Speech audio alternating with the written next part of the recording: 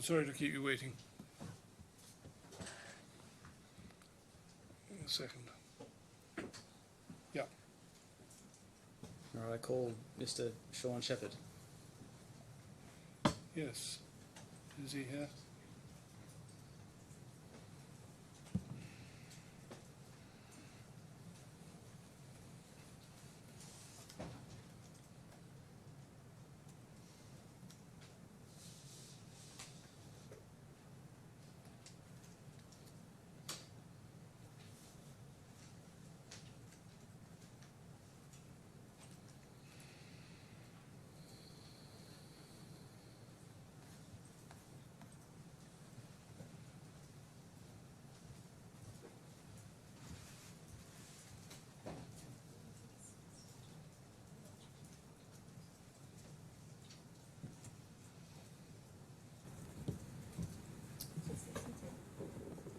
Please confirm your full name and occupation for the court's record.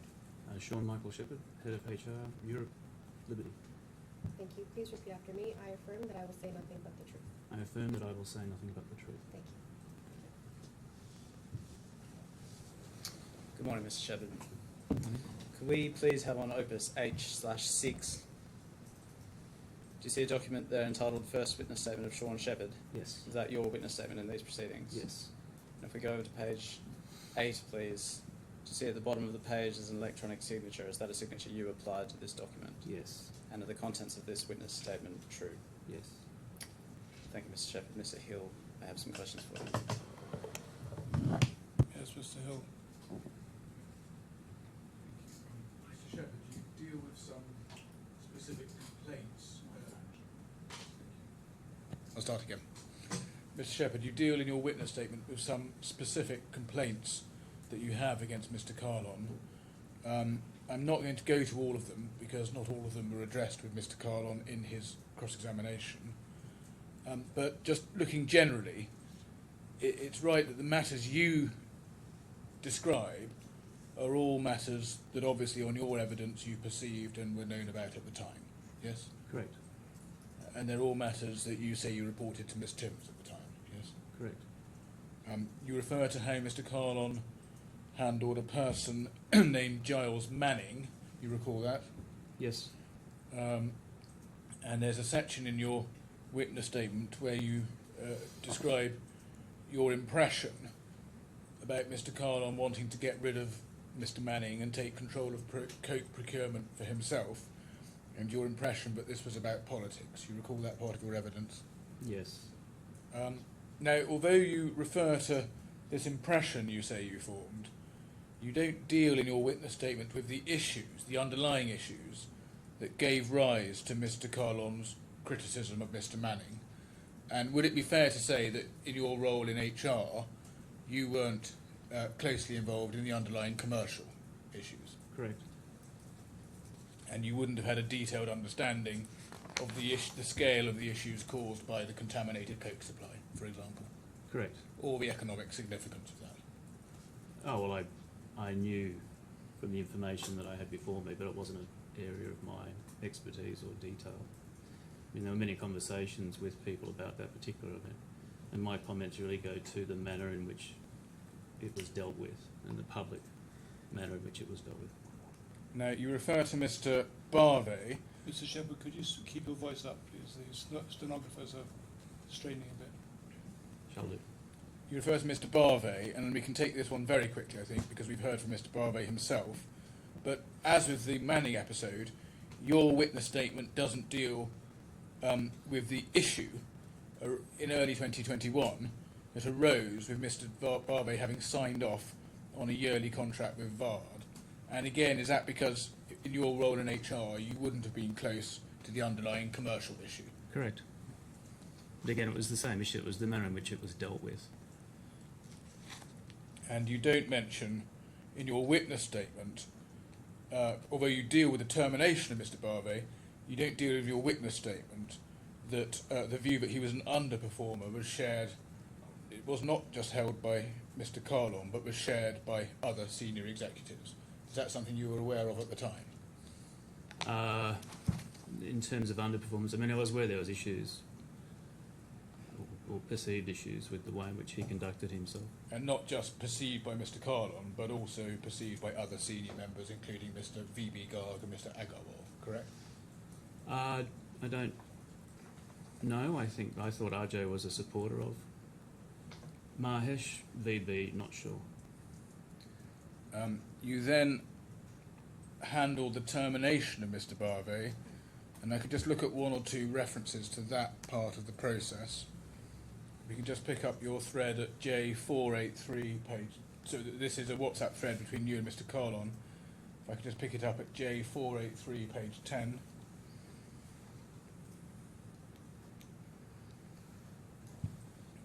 If I could go to the entry on 19th of November 1531, you say, there you're dealing with preparing things for review, and you then say, hi, Mahesh is asking for a car while he remains in Bucharest, awaiting his visa for the UK to be approved, which we think should be beginning of February. His current contract does allow him a car. We don't have one he can use. I propose that he hires a car equivalent to a superb and claiming expense, which will end as soon as UK contract commenced, February. More than happy to tell him to go jump. But it seems, while he's still here on our contract, we're obliged. Mr. Kahlon then says, agree with you for hiring superb. So this is obviously just an example, but as regards looking at how this episode plays out, from your perspective, you're happy to tell Mr. Barve to go jump, despite him having, as you see it, a contractual entitlement, yes? Yeah, but this is the context of this is at the time in which the decision was made by Paramjit, I guess, to terminate him. It wasn't a clean termination, so he was given the opportunity to find another job within the group within 1 month, or then be fired.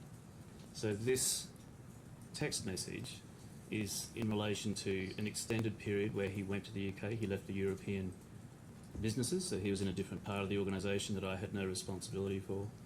He was to obtain a visa in the UK, which was a drawn-out process, and through that period he remained employed in Romania. And this is about that period where he was in the UK, but his contract remained in Romania. So it was the month had long passed. It was 3-4 months that he was in the UK, still employed on a Bucharest contract.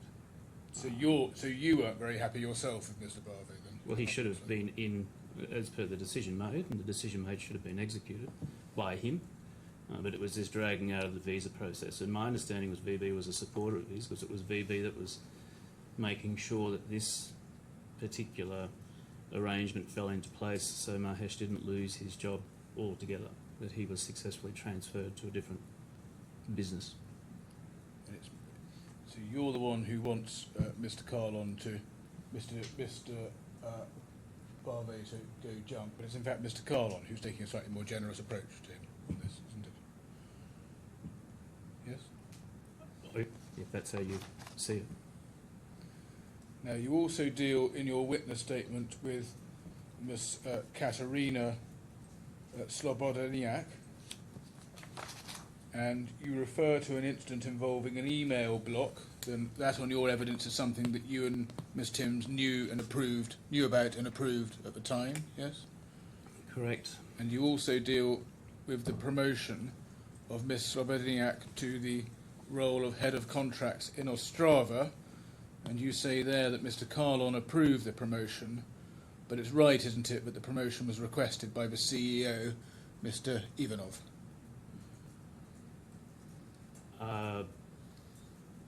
They're two very different things. I don't understand the Yeah. So there was relationship between the them. promotion of Miss Slobodaniak was requested, wasn't it, by Mr. Ivanov, who was the CEO and who was going to be her boss in the newly promoted role. Yes. Okay, but this has got nothing to do with the email block. No. Sorry, I've moved on. Okay. Right. Yes, nothing to do with the email block. Okay. Yes. So the So just repeat the question. So now you're no, I think I orientated. understand. This is about. So Yeah. there was a suggestion by Alexander that That's Mr. Ivanov. Yes. Mr. Ivanov that Katerina become the head of legal, the whole department in Ostrava, and that was resisted by me, Ashok Santhalia, I guess RJ. I mean, this is a person who had very low interpersonal skills. She upset people everywhere that she worked. And so the decision was made at some point that there would be a splitting of the legal function, and that was at Alexander's request, yes. And Mr. Kahlon's role in the process was to approve that request from Mr. Ivanov. Correct. You then deal with a bonus award made to Ms. Slobodaniak, and you say in your witness statement that you reviewed and suggested an increase of about 10%. Can we just look at how this worked? If you go to bundle J826, Will it come up here, or yes, it should am I come up, going to? I hope, on a screen in front of you.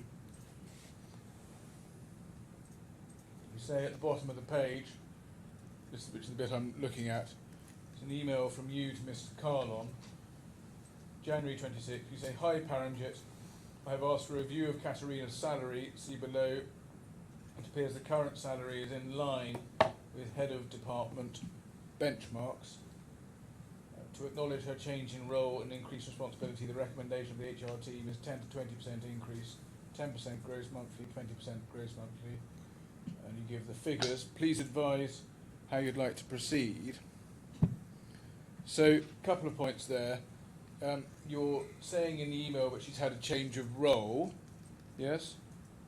Yes, clearly. And then you'll say to acknowledge that the recommendation is, so there's a recommendation from the HR team of a 10 to 20% increase, correct? In the email, that's what it says, yeah. And the proposed range that you recommend is 10 to 20%, yes? That's what the email says, yeah. And Mr. Kahlon approved something in the middle of that range at 15%, didn't he?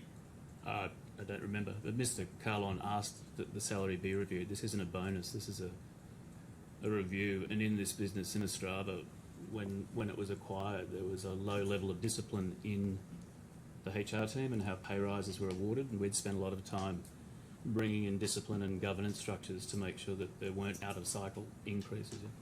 So Paramjit had asked for her. I think he said to me, "She's low, can you look at it?" And I did, and made a recommendation. Thank you. And you also deal in your witness statement with a bonus paid to Suyash Pradhan. Now, were you aware of Mr. Pradhan's separate role, in addition to his day job, as it were, as operating as proxy for Mr. Gupta for the Chesterchova business in Poland? Yes, Signing documents that were required for Chesterchova to sign, yes? yeah, he was on the supervisory board. So that was additional to his normal job, wasn't it? The reason he had that position fundamentally was to allow him a visa in Poland because he lived in Krakow. That wasn't. There was also Ashok Patil, Ajay Agarwal. There were a number of people on that board that had signing capacity. It wasn't something that he was doing as a sole responsible person. Can we look at bundle J883?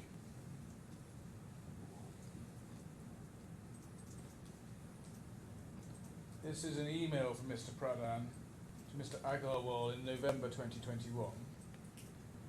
He explains, "As I explained to you earlier, I was appointed as proxy end of 2020 as there was nobody to sign documents on behalf of Liberty Chesterchova, and we were trying to acquire the business on lease, and then subsequent acquisition of business. Sanjeev was the only BOD member at that point of time," so that Sanjeev's Mr. Gupta. Then he says, "As per Polish law, a non-EU national requires work permit to be on BOD of a Polish company, proxy of a Polish company. EY was trying to get work permit for me, but since Liberty Chesterchova was a loss-making company, as there was no revenue in 2020, there was a small operating cost. EY told me that work permit is very difficult as proxy of a company having negative profit. Therefore, they have not been able to get work permit for me as proxy. Meanwhile, lease and acquisition is completed, and now Liberty Chesterchova is a fully functional company, having complete BOD with you and Ian as members. Plus now, Chesterchova also has a management team of Croesus CEO to operate the company. Therefore, in my view, there is no need for proxy.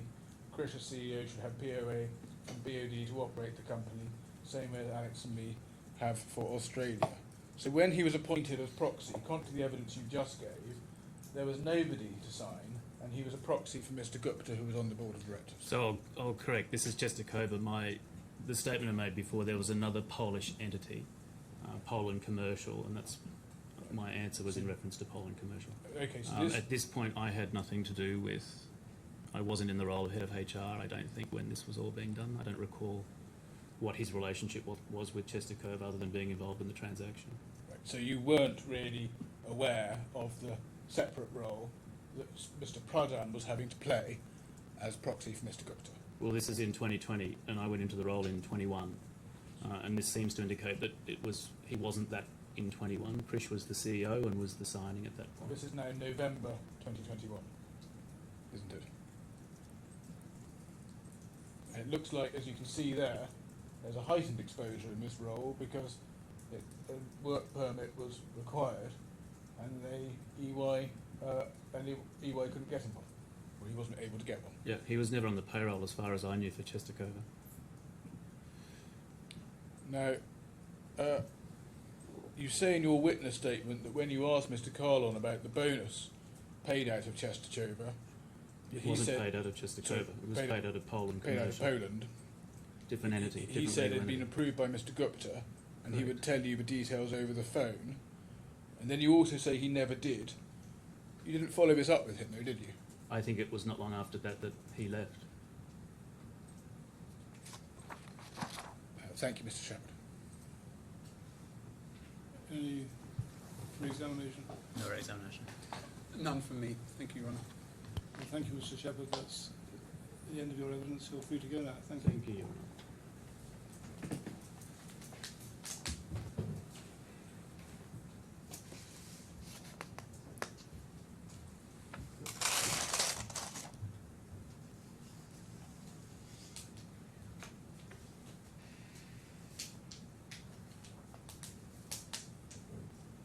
Mr. Trotter. Right, yes, we have Mr. Ravi Trehan. I believe he's just being brought up, so it might just be a moment. Right, that's fine.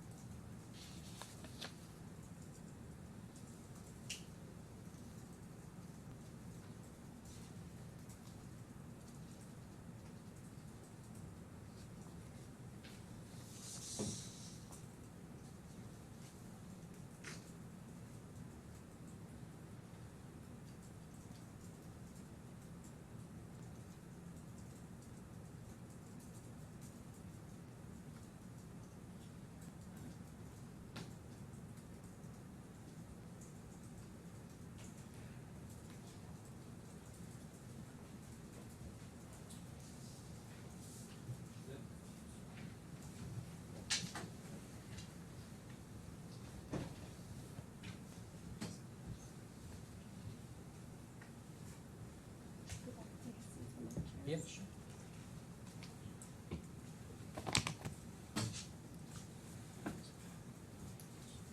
confirm your full name and occupation for the court's record? Ravi Kumar Trihan, I'm retired now. Thank you. Please repeat after me. I affirm that I will say nothing but the truth. I affirm that I will say nothing but the truth. Thank you. Thank you. Yes. Good morning, Mr. Chairman. Good morning. Could we have on the screen, please, H/5? Do you see a document entitled First Witness Statement of Ravi Trahan? Yeah. Oh, sorry. That should be your first witness statement on the screen. If we go over to page 6, is that your signature at the bottom? Yes, confirm. And are the contents of this witness statement true? True. If we go over H/12, is that your second witness statement in these proceedings? That's right. If we could go over to page 3, is that your signature at the bottom? Yes, please. And are the contents of this witness statement true? True. And then if we just go back to page 2, and if we get up alongside this J/0.6, Sorry? just a moment.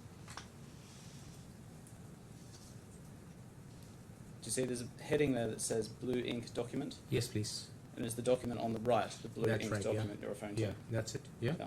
And further down that page, you see there's a heading that says black ink document. Yes. Could we have J/0.5, please?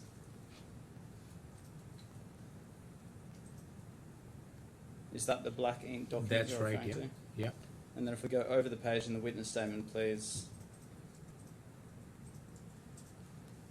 Do you see in paragraph 13 in the middle, do you say I took 2 photos of the 2 documents? Yes, please. And could we have on the right hand side J/0.7?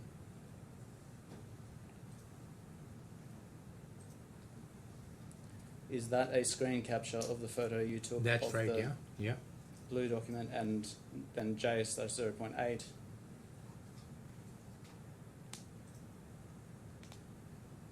Is that That's right, yeah. the photo of the black ink That's document right, which yeah. we found? Thank you, Mr. Trahan. Mr. Hill may have some questions for you. Yeah. Yes, Mr. Hill. Mr. Trehan, did you bring a document, a piece of paper in with you just now? Sorry? You got a document in front of you, a piece of paper in with you just now. I thought I saw something you were carrying in with you. Can you speak a bit I thought I saw something you were slower, please? carrying in with you. Have you got something? Did you bring something into the witness box? Yeah, this is lying here. This. It's all clean and unmarked, is it? No writing on it. Yeah, it's all clean. Thank you. Now, you are a close personal friend of Mr. Gupta, aren't you? Yes, I am. And you attended some, but not all, of the meetings that Mr. Kahlon had with Mr. Gupta when Mr. Gupta was recruiting Mr. Kahlon and getting him to agree to join Liberty. That's right. You refer to a meeting in your witness statement in Abu Dhabi. Neither Mr. Kahlon nor Mr. Gupta recall any meeting in Abu Dhabi in their evidence. I think it was not Abu Dhabi, it was Dubai. Right. In UAE, so they've typed Abu Dhabi. It was, I think, in Dubai. I also don't recall any meeting in Abu Dhabi. You say you don't recall terms or remuneration or bonuses or LTIP ever coming up in these No. meetings? Now, if we go to bundle G, tab 9, page 2, this is a witness statement that Mr. Gupta has made in these proceedings. If we just look at paragraph 8, Mr. Gupta says, purpose of these meetings was to persuade the claimant to come and work with the Liberty Steel Group, part of which involved discussing the key to heads of terms of his role and remuneration package. That's paragraph 8. He then says, my discussions with the claimant at the time and our agreement to the key aspects of his role and remuneration package were of course subject to contractual terms. And then paragraph 11, he says, once the claimant and I had reached an agreement on the high-level role and remuneration terms of his proposed employment, I notified Denise Timms of those terms.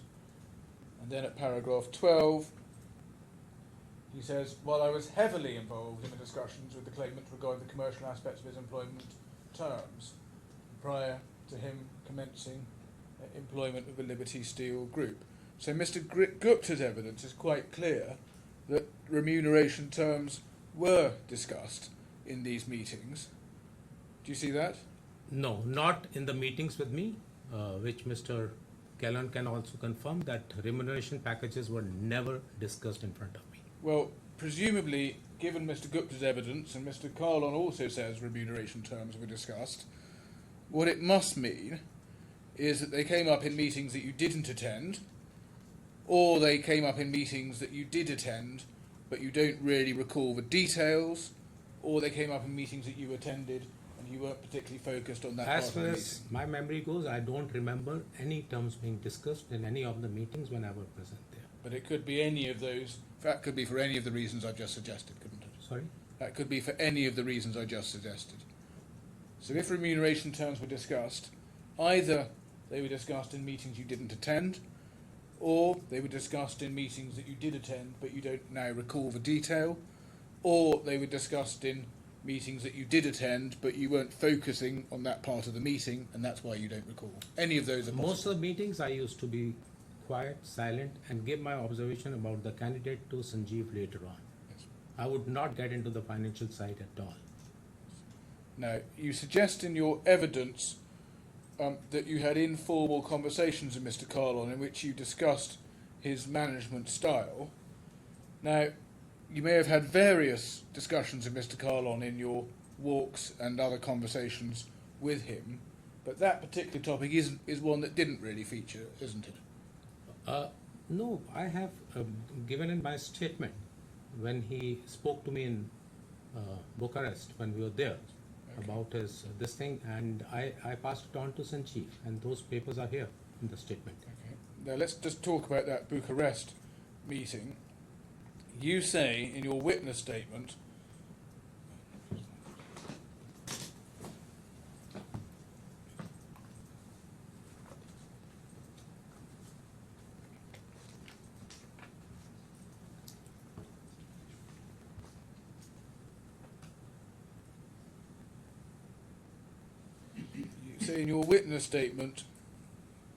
that the topic turned to remuneration, and Mr. Kahlon wanted to reach a final agreement on his LTIP.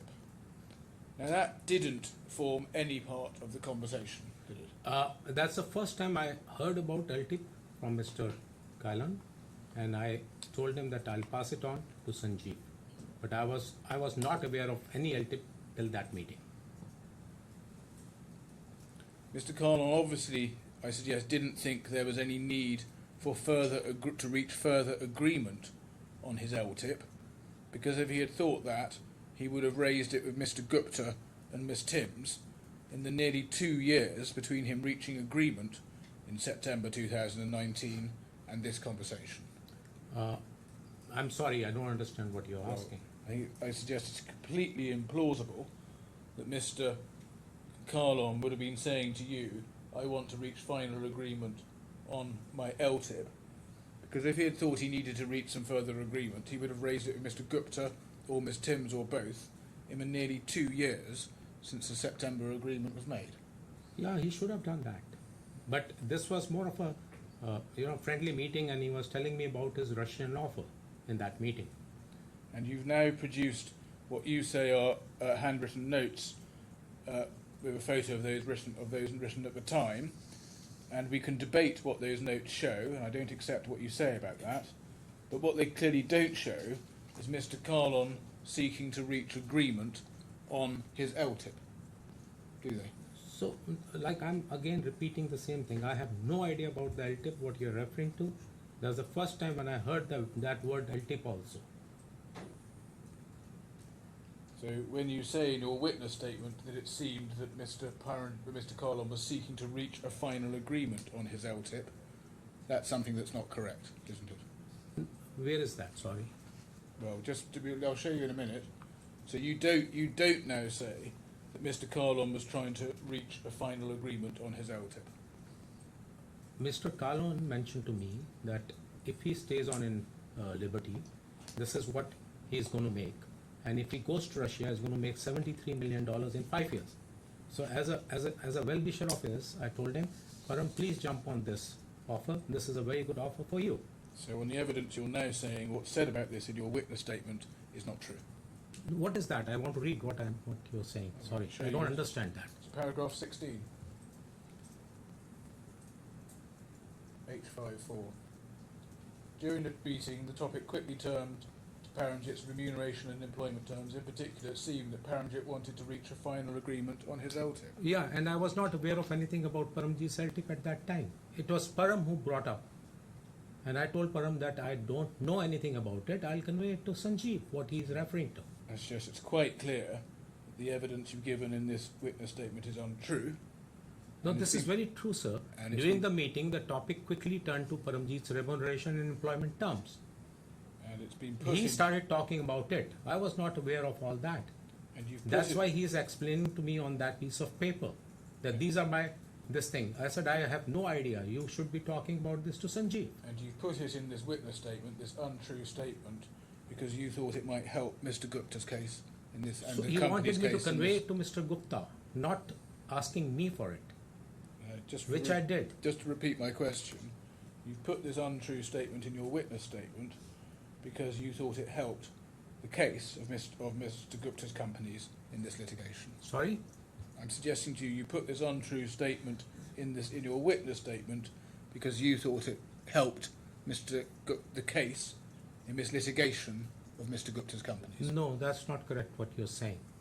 My intention is very clear here that Param brought up the topic of remuneration and employment terms, which I was not aware of. That's why he wrote down on a piece of paper and gave it to me. And I suggest to you that you've been making things up. Well, Just let me I'm finish. sorry, you're Just- putting unnecessary allegation I on me. suggest to you be making things up. No, I'm sorry. This Just is let an me finish. allegation. I'm Let me sorry. finish the question, you can then address it. No, I'm sorry. This is an allegation, Mr. sir. Trahan, let Mr. Hill finish his question, then you can answer it. Sure. I suggest, Otherwise, we're both speaking at the same time. All right, so sir. I suggest to you, you've been making things up in relation to this conversation you say happened in No, I'm Bucharest. not. Now, you also what exactly say, is the witness being accused of making up? It's an extraordinarily broad, vague allegation being You put to can, it. if It's you very want to unfair. re-examine, I'm sure that would be. you also say that there were three-way group meetings involving Mr. Gupta and you and Mr. Kahlon in early 2022. Which paragraph Well, is just let's see if we can get somewhere without reminding yourself of your witness statement. Do you recall there being three-way group meetings involving Mr. Gupta and Mr. Kahlon in early 2022? that? Yes, I remember there were few meetings, yes. Now, do you have any real recollection of when these meetings happened or what was said at any particular meeting? If I'm not wrong, one was at Sanjeev's house. Maybe one at my house.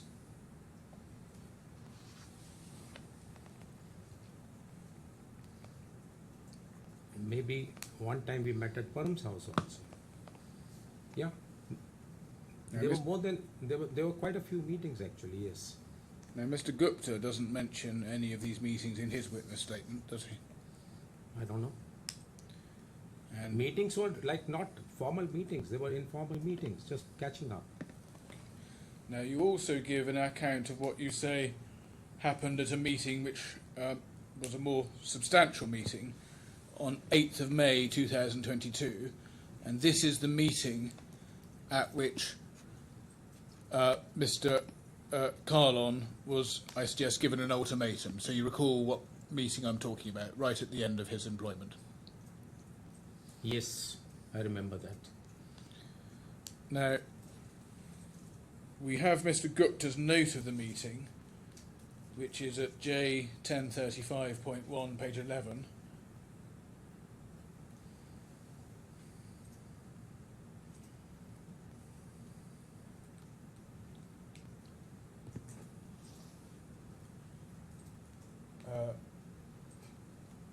So Mr.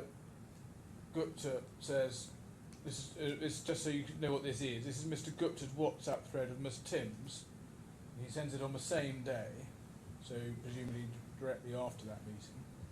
And he says to Ms. Timms, have given him two options. He resigns with full and final $1 million now and $1 million per annum for 3 years, sub-ongoing good leave of behaviour.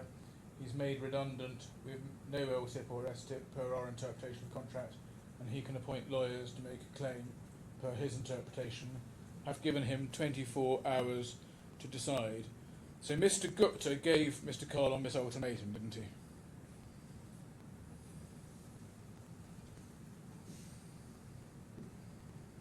Yes, I think I do remember something like that, yes.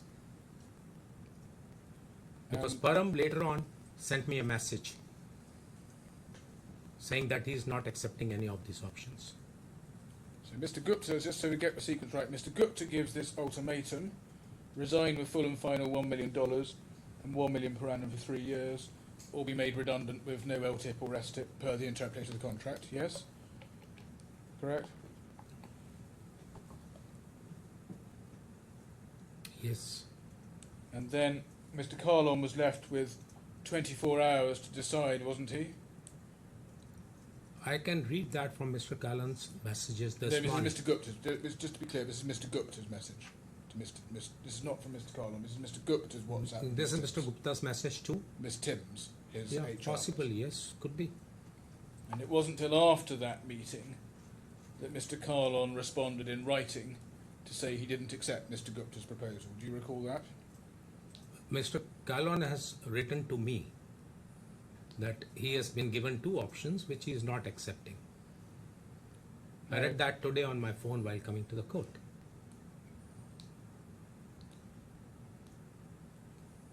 Now, you've given an account of this in your witness statement.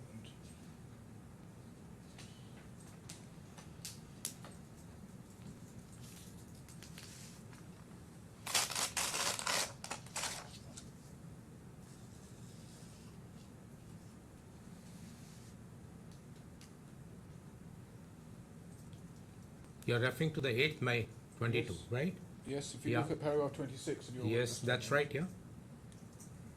If you look at, if your operator could look at the whole, get the whole of 26 up, so there's 2 pages on paragraph 26. Because the account you give in this witness statement doesn't in fact reflect what happened at the meeting. You say that you suggested that Mr. Kahlon resign because the position would be made untenable, but what we can in fact see is Mr. Gupta, as you accepted just now, is that Mr. Gupta gave Mr. Kahlon the ultimatum that he described, correct? Yes. And then you also say Mr. Kahlon didn't accept that offer, also refused to resign or accept redundancy, but in fact that nothing was said in terms of acceptance or not acceptance at that meeting. It was later that Mr. Kahlon said he didn't accept the ultimatum. That's right, yeah. But that shows, it's another example, isn't it, that the witness statement that you've given isn't accurate. What is not accurate in this? Well, we can read it, we've looked at the evidence, and we've heard what you said, and there's an inconsistency between what you say in your witness statement and what you accept actually happened. Yes? What's the difference? Can you please tell me? Well, first, there's a difference in who said what, and secondly, there's a difference in Mr. Kahlon's response. Yes? Sorry? First, there's a difference in relation to who said what at the meeting. And So I remember now very well, yes, it happened at my house on the 8th of May 22. and I suggest... And Mr. Kahlon has then sent me a message that these 2 options were given and I'm not accepting any. And I suggest... So what is the lie in that? And I suggest that this inaccuracy, as with other inaccuracies we've been to, suggests that you are not able to give accurate evidence Not on true. the various matters you cover in Not the witness true. statement.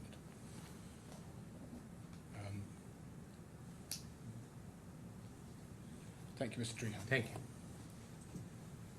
Any re-examination? No re-examination. No, thank you. Thank you, Mr. Trehan. That's the end of your evidence, and you're free to go now. Thank you. Thank you so much. Thank you.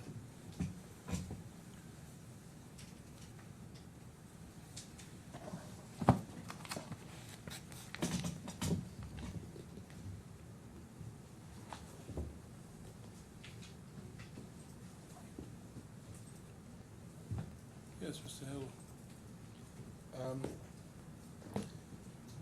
So we now break for the day, subject to the court. I think from a point of view, everyone on this side of the court is quite welcome. And we resume tomorrow, starting Mr. Lazarevic, and then hopefully the other two experts, and we should comfortably get them all done in a day. You're all confident of that, are you? I'm not completely sure what the position is with Mr. Ashton. Meaning what? His availability, is he available? He is available tomorrow, so he can be called tomorrow, provided we get through things in a timely manner. There was a question raised yesterday about whether we would be calling Mr. Windmill, who deals with the market practice issues, Yeah. in light of the claimant's indication that Dr. Calley, who also deals with those issues, would not be called. Yeah. Mr. Hill explained the rationale for that decision yesterday by saying that the court would not be assisted by expert evidence in relation to metrics and vesting. He said, in light of the factual evidence that Your Honour has heard. Now, in relation to metrics, specifically the EBITDA question, I think I understand what Mr. Hill is going to say, although I don't say I agree with him. But in relation to vesting, I'm not sure I quite follow Mr. Hill's position, because, of course, all of the witnesses that Your Honour has heard have been quite clear that the LTIP could only vest after 3 years. Now, my learned friend has various other cases that we've seen that it vests when he hits the target, or the new case in the skeleton that it vests in 10-year tranches, and the witnesses have not assisted him on that. And so I'm left to assume that if Mr. Hill no longer wishes to rely on his expert evidence on that issue either, that it may be that those parts of his case are no longer pursued. And if that is the position, that would obviously inform the approach we take to expert evidence, and of course in closing. And so it would be useful to have some clarity on that, so that we can make that decision. The only clarity my learned friend needs is that I'm not abandoning any part of my case. He can call Mr. Windmill or not call Mr. Windmill, it's his choice. Well, that's a helpful indication. And as matters stand, then we will be calling Mr. Windmill. Right, well, assuming you call Mr. Windmill, is there time to get through all three witnesses on tomorrow? It's probably more of a question for Mr. Hill, because he will be the one If I examining could two have, if I could have a witnesses. time estimate from my learned friend with Mr. Lazarevic, who's going first, then I hopefully can confirm. Well,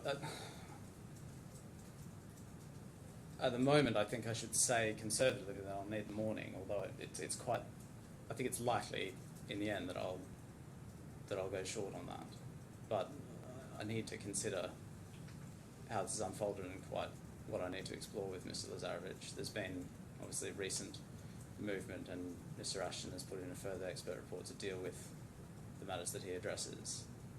It seems to me likely that we will get through the experts tomorrow, but I'm not sure I can commit any more precision. Mr. than Hill, that. if Mr. Trotter takes the morning at the I outside... think if he is that- takes the full morning, it's tight but achievable, but we should still manage it, but it will be tight. I would be amazed if my learned friend needs the whole morning with Mr. Lazarevic. Nothing amazes one in this. I should have checked, Mr. Burgess, you're not going to join in with this, are you? No, unlikely, Your Honour. Unlikely or no? Presently, no. And the worst case scenario, I suppose, is we revert to the timetable, and if we have to overflow into Thursday morning, so be it, and it just cuts down Well, the I time that we was just wondering, do you want to start at 2:45 and have the possibility of running on quarter an hour at the end? I don't want to encourage that, because I don't particularly like it, but rather than have an expert running into the next day. I think if my learned friend thinks he really will run the whole morning, then we should start at 2:45, but as I say, I would be surprised. I think it is, as I said earlier, I think it's unlikely that I will need the full morning, but I just can't give it precise. We'll assume you won't, and we'll cross that bridge when we come to it. Thank you, Your Honour. Very And then on the timetable as it Yeah. stands, then we then have closing submissions starting on Thursday afternoon, which I think everyone's content with, at Yeah. least at this side of the corner.